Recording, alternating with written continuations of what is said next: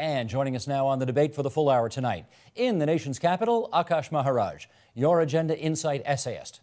And with us here in studio, Eleanor MacDonald, Professor of Political Studies at Queen's University, Charlie Kyle, Director of the Cinema Studies Institute at the University of Toronto, and Ronaldo Walcott, Chair of the Department of Sociology and Equity Studies in Education at OISE, the Ontario Institute for Studies in Education. Hi, everybody. Good to have you all with us tonight. We want to remind everybody that we call this a Your Agenda broadcast, and we do that because fifth column blogger Mike Miner is hosting a live chat on our Inside Agenda blog at tvo.org/theagenda. Also on our Facebook page at facebook.com/theagenda.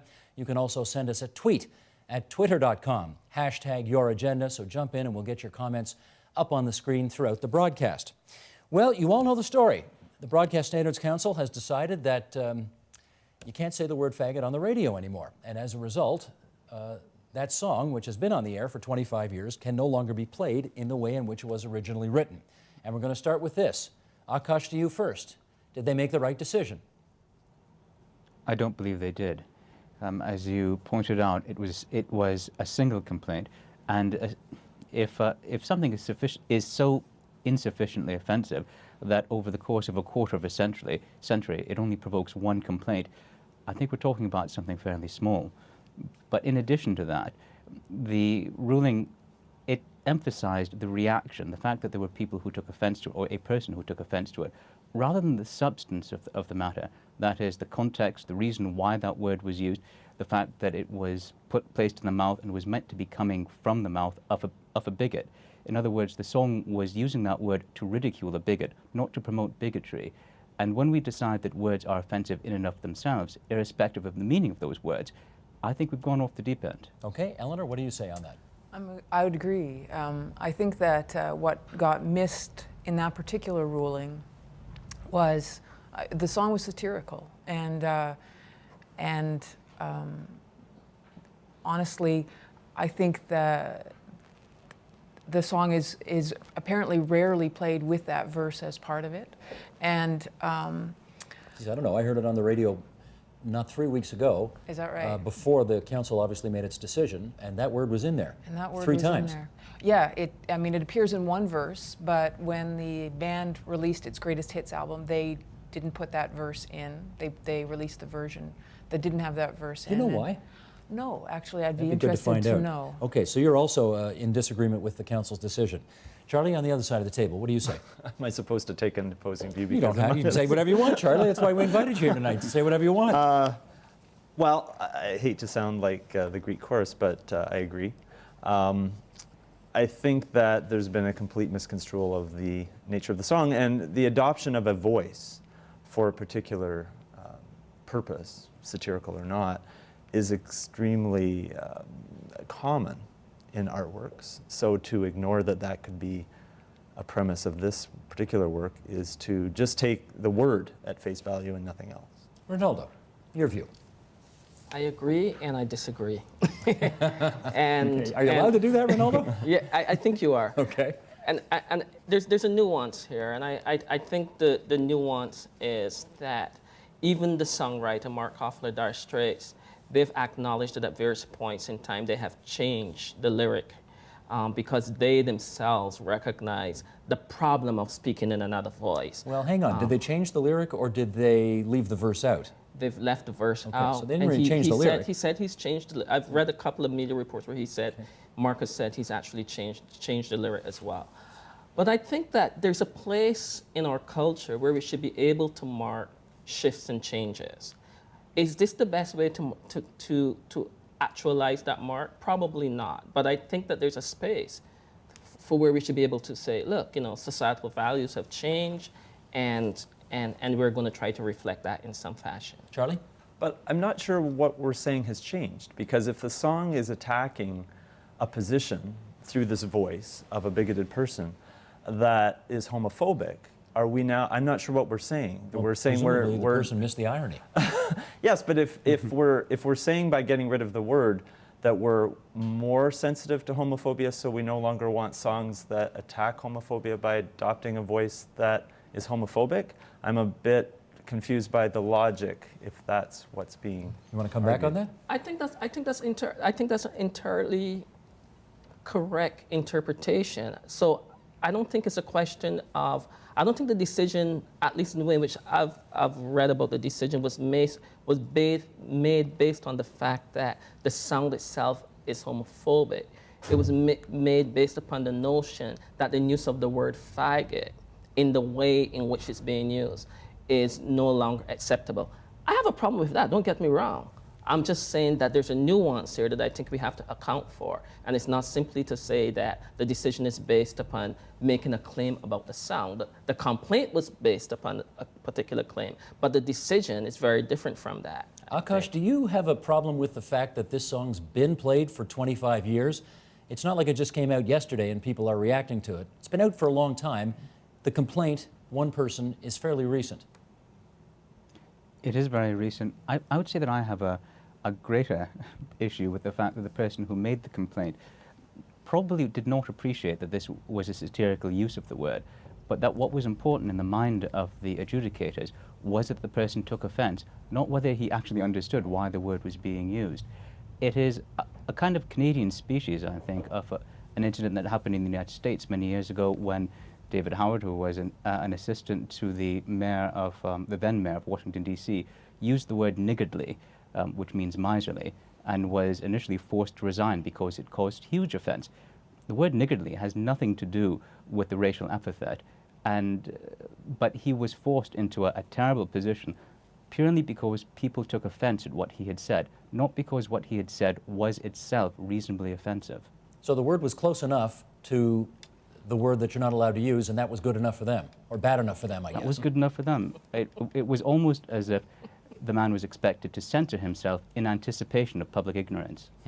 Eleanor, do you think it makes sense to ban a word that has been out there for 25 years already?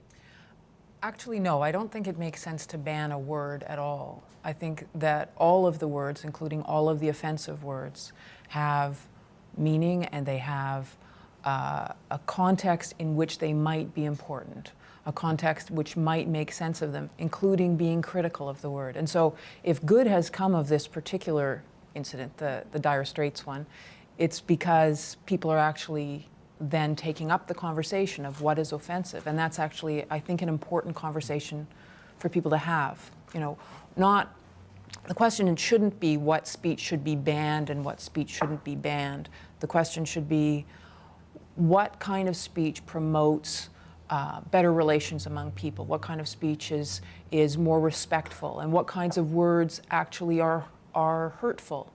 You know, what kinds of words interrupt the possible kinds of relationships that we had, make it difficult for people to enter conversations because they feel shut out if there's a racial slur or a homophobic slur or a sexist one. And so it's not about going through the dictionary and cutting out all of the words we don't like.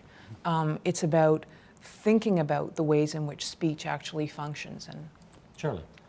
I think that's entirely true. One of the things, though, about the ruling that I note is that we're not talking about an outright ban of the song. Right. It can still be found by various means. Well, but you can't bleep the word. But you can't hear it on the radio anymore. So in part what this has to do with is dissemination to the broad public. And you know, someone who's critical would say it's nanny state, but it's definitely operating out of a protective impulse. So the question is, does it matter what means is being used to disseminate the word?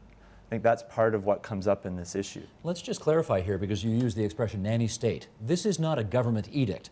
This is a council that is made up not of any government organization. The broadcasters themselves have a council, and the council considered this, and the council made the decision. So it wasn't anybody from the government telling them they got to do this. True, but nanny state can be broadened to understand I just wanted a culture. To clarify. Yes. Yeah, I wanted to clarify that. Well, okay, Akash, help us with this. And I understand Eleanor's point about how it's better, as opposed to worse, to use language that promotes harmony as opposed to makes things in society less harmonious. But does the inclusion of that word in that song on radio play, is that harmful to the promotion of harmony in our society, obviously among an identified group? In this particular case, I don't think so, partly because the word was, as we've discussed, being used to satirize and to pillory homophobes rather than to promote homophobia. But from a broader perspective, I think that when we prescribe words, be it on the radio or in a private sphere, we invest those words with greater power. If we fear to utter a word, fear to hear a word, that word gains power over us. And from the other side, I would use the word. I would take the example of the word queer. There was a time when the word queer was at least as much of a slur as the word faggot. But the gay, lesbian, and transgendered community decided to reclaim the word queer, to use it over and over, to bleed it of its offensiveness, to take it away from people who would use it against them. And today the word queer appears in the official name of many organizations promoting gay rights. Let me also look at a couple of other lyrics from the songs, and Ronald, I'll go to you on this. The song also contains the lyrics, this is the Dire Straits song, money for nothing and chicks for free. Now some people might think that's pretty sexist. The lyrics are also, he's banging on the bongos like a chimpanzee. Some people might consider those lyrics pretty racist. But those lyrics are in, and nobody's complained about them, apparently. Why no outcry there? Well, look, I think there's a question of interpretation and how people read musical lyrics and make sense of them. And that's in part what we're dealing with here. Some people don't hear the other voice in the song. And I think that in part the complaint that has occasioned this conversation, that the complainant did not read that the song had at least two voices, the singer and the singer speaking on behalf of someone else, reporting their speech. But I think we have to separate the complainant's lack of interpretive skills with the council's decision to try to figure out how to measure what they think is societal change and how to respond to it. And I think that those two things are very different. I think that, in terms of some of the other lyrics in the song, I think that, yeah, people who lack that kind of interpretive skill can bring the kind of analysis that you just offered to it, can find those lyrics offensive in a certain kind of way. So there's a question around how it is that we interpret art. And that's a difficult question. That's something that many of us sitting at this table teach every day and find very difficult, right? There are multiple interpretations, and when there are multiple interpretations, there's going to be a contest of meaning. Well, and that's what we're dealing with here. Okay, presumably though, Charlie, intent matters in this case. Pretty sure Mark Knopfler did not intend to offend gays, lesbians, transgendered people by using that word. Yeah, and there's something inherently dismissive in the ruling when it says, we've moved on from 1985 till now. It's saying, in effect, Mark Knopfler didn't know what he was doing in 1985. If I were him, I don't think I'd be so keen on at the very least, at the way the ruling was worded. It implies that we're so much more progressively minded now that we can dismiss this word out of hand because it might cause offense. It doesn't, again, take into account context. And it's also, if we take the interpretation angle, it's saying interpret this on your own time through another means, because you're not going to hear it on the radio. That's not going to occasion the interpretation. That's not going to occasion the debate. So it's a kind of foreclosing move on the part of the council. Is it also fair to say, though, Akash, that words change in their heft, in their power? If you watch the movie Blazing Saddles back in the middle 1970s, they dropped the word nigger all the time in that movie. Now, you can't do that today. Is it possible that it was okay to say faggot in 1985, but you can't do it today? I think it is the case that social norms change, and that it is appropriate to say that we change with them. But we don't improve ourselves, and we certainly don't improve the past by airbrushing it out. I think that the world would be a poorer place if every copy of Blazing Saddles was just a long string of bleeps. Having said that, there are cases where it is appropriate to change words because society has changed. I think the most obvious example that I can think of, anyone who's been to Penticton in British Columbia knows Mount Nicola, which overlooks the city. Until relatively recently, it used to be called Niggertoe Mountain. And clearly that name was chosen at a time when the word nigger was considered acceptable enough to be given to a major place name. That's no longer the case today. And I think that because that's a living word, that's a living place, and it's a place that's inhabited by people in the present day, changing that name was appropriate. But I think that saying that people who live in the modern age have to be protected from words that were uttered 5 years ago, 10 years ago, 25 years ago, is to sell us short as a society and to make us want to believe that we are perhaps better than we really are today as well as yesterday. Okay, that's a geographic example. I want to take one out of publishing, and I'll go to you, Eleanor, on this one first. There's a new edition of Mark Twain's Huck Finn. Yes. And they have taken the word nigger out, and they've exchanged the word slave with it. Is that a good idea? I think not, no. How come? I think when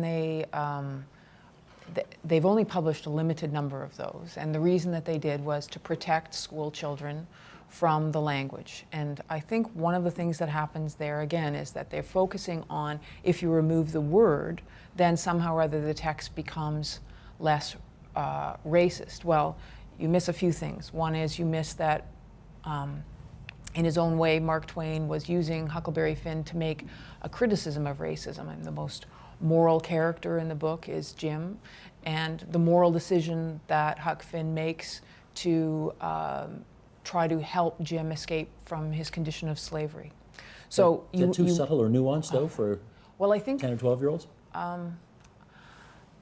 I don't want to Because underestimate 10 or 12-year-olds, and I don't want to underestimate our teachers. You know, the people who actually introduce the text, I think, are people who are capable of introducing notions of racism and introducing, you know, an understanding of American slavery.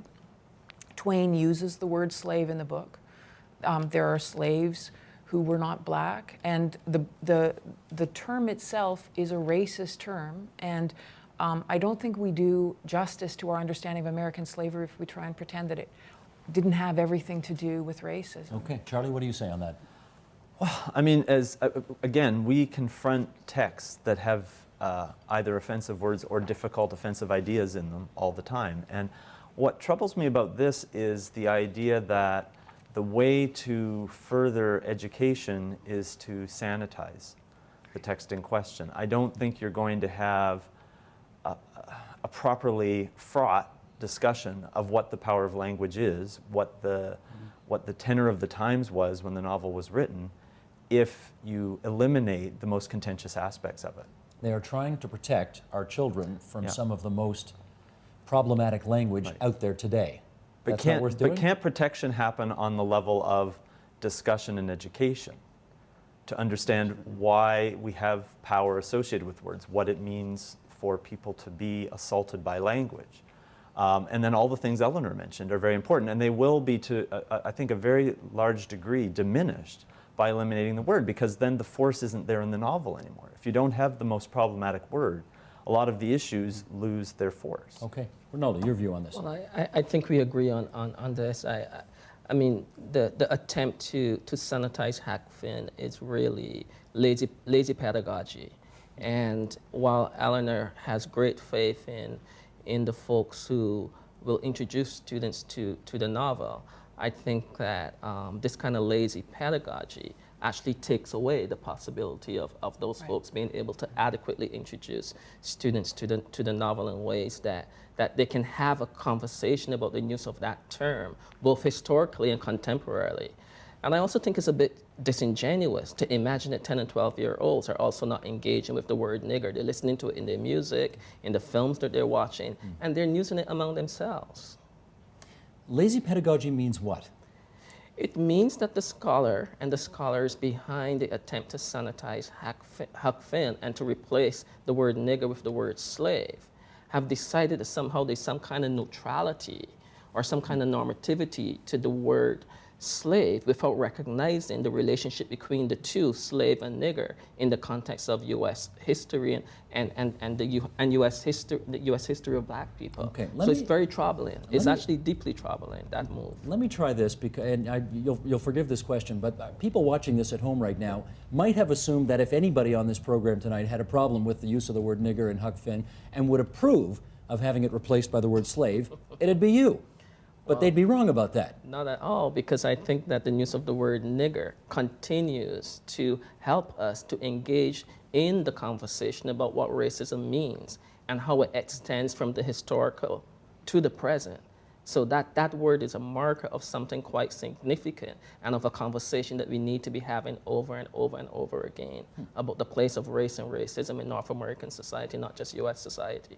Akash, you told us that geographically speaking, you were okay with changing the name of that location in British Columbia. How about in Huck Finn? No, I'm not okay with it, not at all. I would certainly agree that it is the lazy person's way out of a difficult situation, and that is the kindest thing one can say about the censorship. It's the idea that if you remove the word, then we won't have to explain to the children why that word appeared there in the first place. We won't have to explain to people, to children, why people were called niggers, and by extension, we won't have to explain to children why it's wrong to call people niggers today. I think it is a deeply regrettable decision, and I think it's one that Twain himself would have been upset with, because his work was a work that was meant, I believe, by any ordinary reading of it, it was meant to exalt the position of oppressed people. If we pretend that there were no evils at any time in history, how can we teach ourselves, let alone children, to combat those evils? While we were having this discussion about Huck Finn, I don't know if you guys have noticed, because obviously you're engaged in the conversation here, but they've been putting up tweets and emails on the screen during the conversation. And I don't know, Michael, if you can bring up the last one that you had up there again. I saw it out of the corner of my eye, but I'm not sure everybody else saw it here. People at home no doubt saw it, but I don't want it to go unnoticed, and I want to, haven't got it, it's gone now? Too bad, with that setup, and now I'm gonna have to say it instead of just let it, there it is right there, okay. Everybody can, well, okay, I guess for the sight impaired, they can't read it. It says, Steve Paikin is a faggot. Hashtag your agenda. Thank you for the hashtag, that's how you get it on, very good. And I'll just, I don't know if I should comment on that or just leave it ambiguously out there and let you come to your own conclusions about whether I am or not. But anyway, we're a free speech zone, I guess, here. Let's move on to this. Also in Huck Finn, in this new edition, they're talking about removing the term engine. Yes. There hasn't been the same outcry about that. Again, why not? I don't know. I think it's a less loaded term for a lot of people, just because we haven't got the amount of education about what's Maybe less offensive. loaded, but it's not a good term. It's a terrible term. It's a terrible term, but I think that I think we've been educated about certain types of racism more than we've been educated about others. So I think we're aware that using the N-word is a more offensive or more vile term than almost any that we can use. And I think we don't know about what other terms are offensive to other people. And I think we also operate in our society using lots of terms of insult and offense without realizing that we're using them at times, or without an awareness of who might be affected. And you know, it's a source of humor, it's a source of political commentary, as came up in the American shootings, you know, questions about people being offended by language and being offended by the tenor of the language that's being used. Renona, put us in the classroom. I can see many different classrooms here studying Huck Finn. I can see a classroom in the rural deep south of the United States, where every kid in the class is kind of lower middle class and white. And they're having to deal with this N-word for the first time in their lives. I can also see a class that's very much more mixed, where there are white kids and black kids in the class, and how the use of the word in Huck Finn, you know, could be more problematic in those circumstances. Can you put us in that classroom and tell us what the dynamic would be like? Well, it seems to me that in both instances, the teacher has to work really hard with the students to make sense of the text and to make sense of the ways in which the word is being deployed in the text. What are the contexts within which the word is being used? What is the word when it's being used? What is it meant to do in the particular context? So in a classroom where, I mean, the idea that somehow black people or African Americans have a really good sense of the use of the word nigger is also a kind of false thing. And people respond to the word in a range of different kinds of ways. They respond to it politically, they respond to it emotionally, they respond to it in a range of different kinds of ways. So that's why I began by saying it's lazy pedagogy, because it means that the teacher has to work hard to work with the students to come to the multiple ways in which people attach themselves to that word or disassociate from it. And so by simply replacing it with slave, I mean, lots of people are deeply offended by having their history related back to slavery as well, right? And we wouldn't be grappling with the use of the word nigger if we didn't have to grapple with the history of slavery in the Americas. So let me try this, Akash, with you. The Kansas City Star apparently is reporting that Huck Finn is the 4th most banned book in American schools. And I wonder if it relates to this thing that I was just talking to Ronaldo about, namely that there will be children in that classroom who will be reading and seeing that word for the first time in their lives. And their parents may not want them to know about that word or to be introduced to that word or run the risk of having them use that word at recess, maybe by a white kid against a black kid. How do we, make our way through all of those considerations as well? I think you're right. This book has a long history of being banned in the United States from school libraries and school curricula, precisely because parents have been offended, educators fear causing offense. But I think it's fundamentally misguided. I can understand why a parent would be upset if his son came home one day, perhaps in tears, saying they used the word nigger in the classroom. But I wonder what would happen to that child if he entered a world never having engaged with that word, never having discussed it, thought about it, never having built his armor, and then encountered the word for the first time as an adult. That word would carry far greater power. And if the purpose of education is to prepare children for the outside world, then I think we have to bear in mind that the outside world is not a uniformly pretty place. We do ourselves, we do them, and we do society no favors if we refuse to engage with difficult questions. And indeed, if we can't engage with these questions in the classroom, where can we engage with them in a way that makes society a better place? I want to give people a heads up on a couple of things. Number one, towards the end of the program, Akash, you actually talked about this in one of your Agenda Insight essays many weeks ago, and we're going to play an excerpt of that. If people want to see the whole thing, that's online on our website right now. But you have your experience with this word in the past, and it helped you develop some battle armor, as you just referred to it. So we will get to that later in the program. And as we're having this conversation here in the studio and in the studio in Ottawa, Mike Miner, who's our fifth column blogger, if you go to our website, you'll see his most interesting blogs. He's moderating an online chat right now this evening. And Mike, come on in here and tell us what people are saying online. Sure, Steve. Well, there's a lot of language going on down here, but we had Frank write into the blog post, and he wants to know, he asks, did those involved in these disgraceful attempts, his words, to whitewash clearly offensive words give any consideration to context? I think not. And we put this part of his comment up on the screen a moment ago. Walt Whitman wrote, "The dirtiest book of all is the expurgated book." And Frank feels that's absolutely right. Renee Williams tweeted in saying that the idea to change language in Huckleberry Finn was not smart, and she thinks while the word will make people uncomfortable, it's in context and part of history and literature, and the teachers are missing an opportunity to teach here by bringing these things up. A gentleman, I think it's a gentleman by the name of Fish Sauce, is tweeting in, and he said, "There's no such thing as the right not to be offended. Censorship attempts to erase human flaws, which in turn makes it easier to erase human feeling." There's also a lot of conversation going online about various things that have been changed recently in Casablanca. Ingrid Bergman no longer says boy. Heck, even Han Solo no longer shoots first in Star Wars. And also debating many of the other words that people aren't allowed to use in various contexts and how this fits in. There's a hit song on the radio right now called "Forget You," and that's not the real name of that song. And so they're wondering how much of it is in the category of just the type of language that people don't use because it's not marketable, and how much of it is because of just it's offensive and they don't want to hurt people's feelings. I have seen and heard that song, and it's not called "Forget You." It's a different F word, not "forget."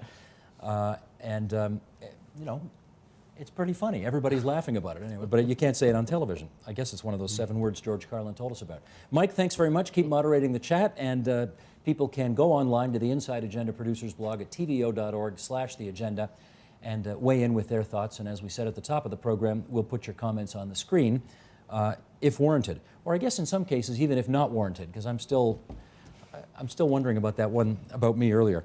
But here's the good question that was just asked online. Do we have a right not to be offended? Eleanor. Well, I think we need to draw a distinction here between offensive terms that are, some people find certain kinds of language offensive, swear words, the F word. And there's the kind of words that are intended to offend particular groups of people. And racial slurs, homophobic slurs, sexist language. And I think you know, we're never going to not offend people. And part of engaging in society is, of course, we offend people, but I think we have an obligation to try not to offend or exclude groups of people en masse from our social conversations. I think we have an obligation to try and offend least those who have the least power in our society, to try and make sure that everyone is included in the conversations What if that some we people have. need to be offended? Well, I'm not sure that we're talking about the same kind of language. Again, I think I'm not saying the powerless in society, but you know, That's what- part of and the that is what media's I'm job, talking they about. say, is to offend some people who need to be offended. I'm talking about language that's being used in order to exclude groups who are disenfranchised, disempowered, who are being oppressed in society. And so I think that when we try and protect people through being careful about the kind of language that we use, it's respect. That's all it is. It's just trying to find respectful language. Let me get Charlie on that. Do you think everybody's ought to be immune from being offended? No, I don't think certain people, it might be they might be constitutionally incapable of not being offended given what they've gone through. If you think about it, and I don't mean that lightly.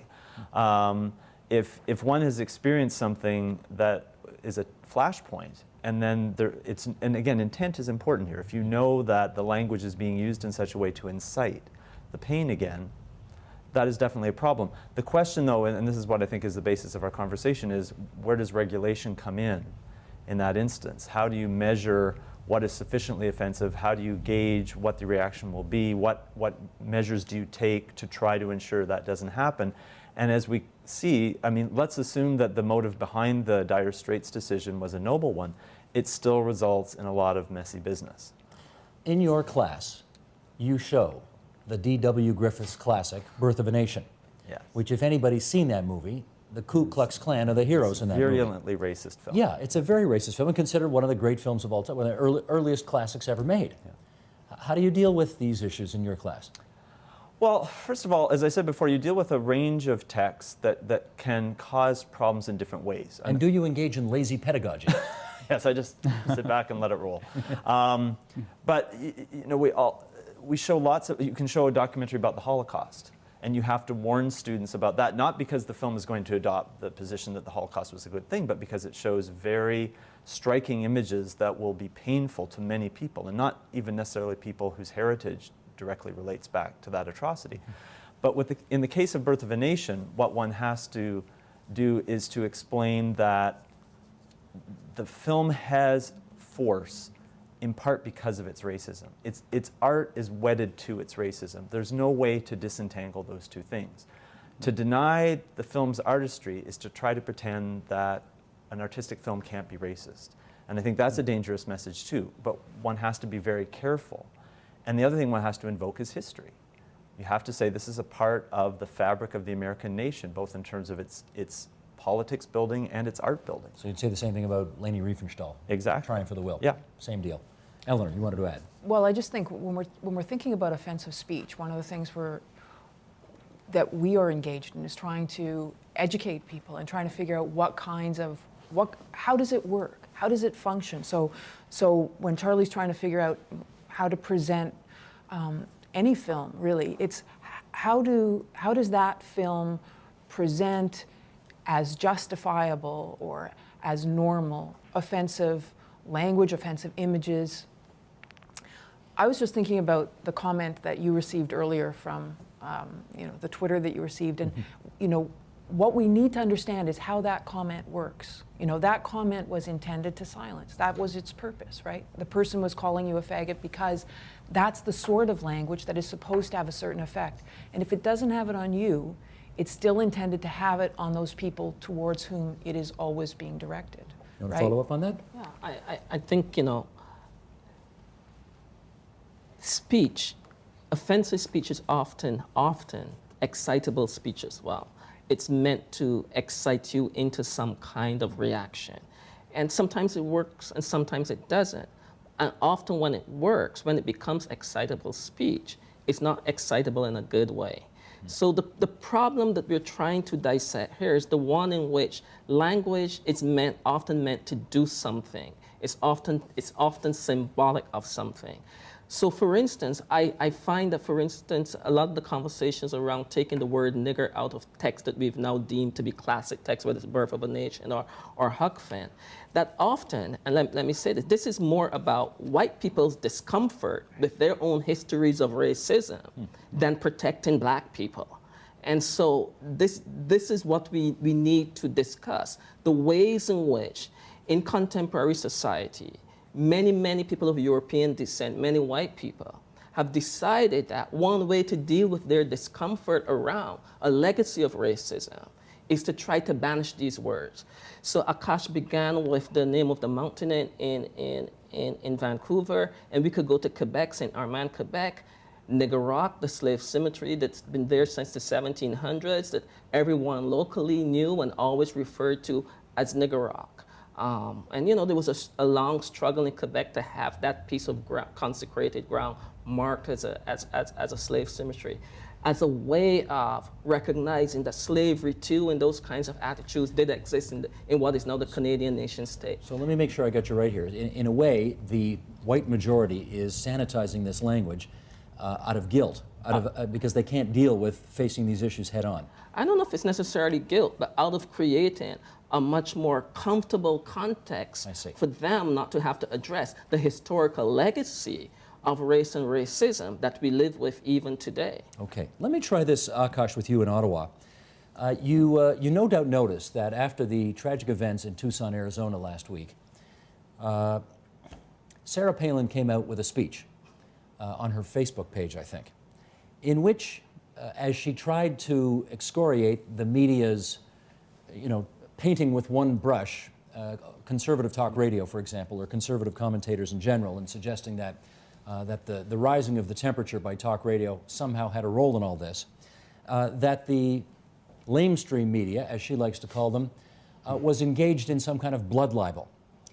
And of course, there were significant numbers of people, I gather, in the Jewish community who found the use of that term very offensive, because for Jews, the term blood libel refers to an old anti-Semitic slur where the story was that Jews killed Christian children and drank their blood. That's the blood libel.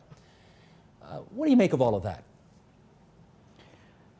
I'm not inclined to give Ms. Palin that much credit, I have to say.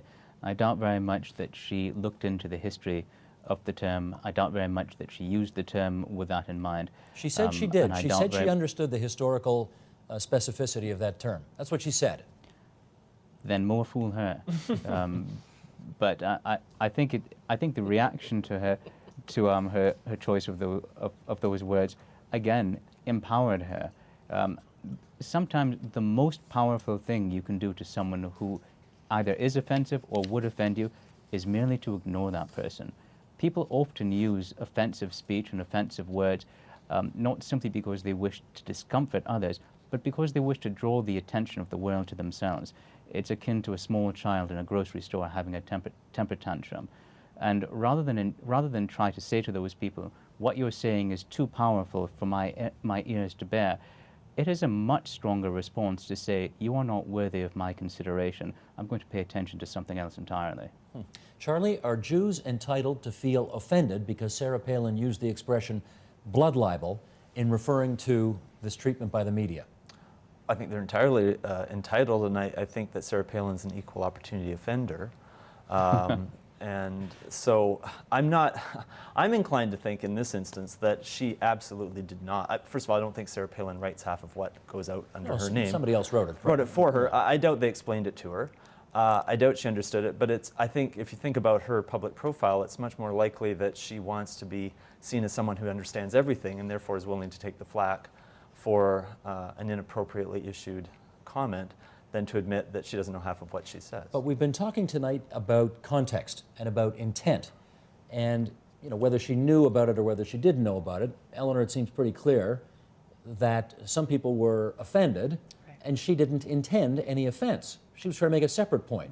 Do we cut her some slack on that? Well, I think that she could have responded differently, for sure. And I mean, the Washington Post actually used the term before she did. They used it in a headline 2 days before Sarah Palin picked it up and used it in her speech. And when she was confronted and said, do you really understand what this means? She said, sure, I understand what it means. It means being falsely accused of having blood on my hands. Oh, so that And- really isn't an indication that and- she knew what it meant. Yeah, but enough media had already taken place by the time she even said that to say she did not understand how offensive that would be to the Jewish community. I actually think she could have taken a kind of a leadership role here, if that's what she wants to do, and acknowledge. I mean, I think when we offend people, we have an obligation to enter into a conversation with them about what that means. And I think she could have apologized. I think she could have clarified and apologized, and she chose not to. Instead, she just came back with full guns blazing. Maybe is not the wrong metaphor here. It's a terrible metaphor for this time, but we know what you mean. Ronaldo? I mean, apart from Sarah Palin being offensive and having to discuss her is in and of itself offensive, it seems to me that even the conversation about Sarah Palin and the question of the use of the phrase blood libel takes away from the excitable speech that's been happening in the US since 2007 until the present, in which this is the most spectacular aspect of violence that I think that excitable speech has produced. There's a strange kind of amnesia in US political discourse. You know, I mean, Claiborne at the time of the debates around the health bill was kind of violently attacked with the use of the word nigger and other kinds of language. I think the thing that we're missing here is that, and it's hard to diagnose, but what's the relationship between language and people's actual acts of violence? What's the relationship between them? Of course, there's some language that's violent, but there's also physical acts of violence that accompany particular forms of language. And I think that that's the thing that we really need to be able to assess and get at. Let me pick up on that and something Eleanor said as well and go to Akash on this. Eleanor said that if somebody has said something, and I'll take it away from the Palin thing, Okay. Let's not be specific to the Palin thing, let's just go generic here. If somebody says something that another person finds offensive, Eleanor just said, you know what, it's really incumbent on the person who said the thing in the first place to come back and either apologize or explain the intent or clarify or, you know, do the right thing, however you want to define that. There will be people watching us tonight saying, there are way too many people in our society today who are taking bloody offense at everything. And some of them need to, if I can pick up another Tea Party expression, man up and chill out and not be so bloody offended by everything that comes down the pike. What do you say to that? I think that most courteous people, first of all of us at some point in our lives, for many of us, myself included, at multiple points during the day, offend other people without intending to do so. And I think a courteous person naturally responds by, if he's offended someone unintentionally, trying to explain what he really intended. I think that's just natural human decency. Is it the case that people are quick to take offense in modern society? I think that's definitely the case. And I also would say that none of us has the right to be free of offense. There's no greater right in a free and democratic society than freedom of speech. But freedom of speech is meaningless unless it also includes the freedom to offend. And indeed, my right to tell you that I'm offended, my right to explain why I think that what you have said is unacceptable, that flows out of the very same right that empowers you and gives you the right to offend me.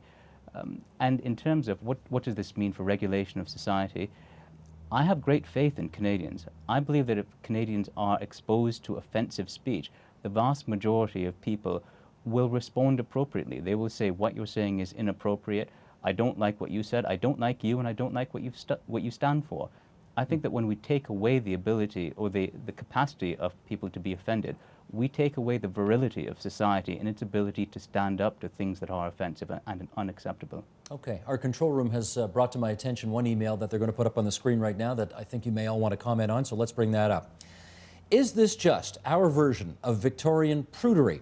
We changed the language today. Next, it will be to remove all mentions of premarital sex, scenes of drinking, smoking, and on we go. Okay, you're laughing, Ronaldo. You get first kick at that. Look, some people have a bigger soapbox than others, so I don't think. Well, you got a big one right now, so go for it. All things are not equal when it comes to questions of language and language use and offense. Some of us are able to offend others, and those people feeling the offense are not able to have an adequate response to it. And I think we have to be honest about that. But yes, democratic discourse calls for the possibility that we might be able and should be able to use language in ways that will offend in a range of different kinds of people. But that's theoretical. That's theoretical because we all don't have the same soapbox. And so Sarah Palin has a pretty huge soapbox compared to others, right? A few years ago, the NAACP tried to ban the word nigger. They had a big ceremony in Detroit where they laid the word to rest. What were they responding to? They were responding to the use of the word in rap music and so on and so forth. The two soapboxes were very, very different. I mean, I think what they did was totally ludicrous. But the question is, like, when I'm offended by someone's speech, what kind of soapbox do I have to adequately respond? I want to just depart from our conversation here for a second because there has been a fascinating development on the program tonight. I don't know if you've all noticed it, but Ronaldo, you've said the word nigger at least 7 or 8 times tonight, and I'm not wagging my finger at you, I'm just pointing this out. Eleanor, I don't think you have yet. No. I don't think, did you use the word faggot at all tonight? I might have, I don't know. Okay. Charlie, you definitely haven't said the N-word tonight. No, neither. Neither word. Akash, I know you've used the N-word in your commentary in the past, but I don't know if you've used it. Oh yeah, you'd used it tonight in reference to some geographical points. Can I go around the table and just find out why some of you feel comfortable using this language that we're talking about and some of you clearly don't? Charlie, how come? Well, I'm going to out myself and say I don't even swear, so I'm not likely to say those words either. On a personal level, I don't feel comfortable saying them. Within this context, I think we're being given license to say them. I'm choosing not to. It doesn't mean that I think by saying them I'm going to offend people. I'm just using my own register of what I consider the threshold. Charlie, when you're putting a picture up in your home and that hammer misses the nail and hits the thumb, what do you say? I'm afraid I'm going to have to subscribe to the tenets of Victorian prudery and say I say things like gosh and darn. You really do? I do. I know. This is humiliating. No, you're pretty impressive, actually. All right. Okay, Eleanor, how come you haven't said the N-word tonight? I just find it such an offensive term, and I'd prefer not to say it. I think that it is hurtful speech, and I think that I don't, you know, I wouldn't want to, yeah, that's it. I find... Is the F word different? For me, yeah. For me, I think it is. I think I've heard it used in ways that reclaim the language. When I was at Carleton University briefly, there was a group of people who tried to organize to reclaim faggot the way that queer has been reclaimed. And briefly, the Gay and Lesbian Rights Club, or whatever it was at Carleton in the 1970s, renamed itself Dykes and Faggots, or Dykes and Fags, or something like that at Carleton. Too many people found it too offensive, actually, within the group. And Akash referred earlier to the reclamation of the word queer, which was very offensive and still is to some people, but it has been largely reclaimed by large sectors, actually, of the gay, lesbian, bisexual, and transgendered community. Akash, let me go to you. How have you decided what words to use and not use tonight? I think I respect the decision of the two panelists who have not used racial epithets. I think it's difficult to speak about words without occasionally uttering them. Yeah. Why have I chosen to utter them instead of using euphemisms? It's because these words have no power over me, and I refuse to honor them by averting my eyes and acting as if they are stronger than I am. I don't use the words gratuitously. I use them when it is appropriate, when talking about the word and these words and when saying why they are unacceptable. But the day that I feel, and this is just my personal feeling, the day that I feel that there is something I cannot say that will somehow best me if I utter it, almost as if I were to speak it, it emerges from me and becomes stronger than I am. I think that's the day that I declare that I surrender to those words. And clearly that's not something I'm going to do. Ronaldo, you have used the word. Yeah, and I think it's important to use the word in context. I think it's important to use the word when we're talking about the history of the word, when we're talking about the damage that the word might do. But I guess to be a little bit personal and autobiographical. I sit in front of you as a black gay man. So the two words that we're talking about are words that can be launched at me in very hurtful kinds of ways. Which one hurts more? I can't distinguish between the two, but I'm also writing a book called Black Diaspora Faggotry as a way to grapple with what these words and this language means as they shape people and as people shape themselves in relationship to this language. So I use the words because I think these are words that are deeply contested. Like I said, the NAACP tried to bury the word in 2007. Rap musicians continue to use the word in ways that are both antagonizing, but also in ways that rewrite its meaning. Listen to any album by the rapper Nas, and you get an entirely different notion of what the word nigger might signify. So we have to be able to use this language, but to use it in a fashion that's contested. But we also have to believe people when they say they're hurt by the language. Mm-hmm. We need not dismiss them. I promised earlier in the program that we were going to do this before we got out of here, and we are going to do this right now. Akash Maharaj, in one of his Your Agenda Insight pieces of several months ago, talked about a lot of the issues we're dealing with tonight, including a lot of the language we're talking about tonight. And before we leave, let's roll that clip. Go ahead, Michael. Years ago, when I was younger and almost as foolish as I am today, I stood for the presidency of my university student government. In the entire history of that 900-year-old institution, there had never been a visible minority president. But as election day neared, it became clear that history was on the cusp of changing. In convulsions of disbelief, a marginal group of my peers began a campaign denouncing the spectacle of a Canadian barbarian at the gates, which they summarized with the motto, "No niggers at Oxford." To this very day, I should defend the rights of those vulgar little cowards to call me a nigger. The test of our convictions is our willingness to defend our ideals, even for those least deserving of them. If we are true Democrats, then we must place our faith in the wisdom of the many and not in the repressive power of the few. Akash Maharaj from some months ago. Akash, that was your first piece. That was a very strong piece, and we want to let people know that they can see the whole thing online. I'll remind them about it again in the closing tonight. Thanks, everybody, for being on the broadcast tonight and having a very adult conversation about some very problematic language for many people. Akash Maharaj in the nation's capital. Good to see you on the line there again, my friend. And on the left-hand side of the table, Eleanor MacDonald from Queen's University, Ronaldo Walcott from OISE. On the other side of the table, Charlie Kyle. And wouldn't our old film professor, Cam Tolton, be pleased to see his two students doing so well here tonight? Thanks, Charlie.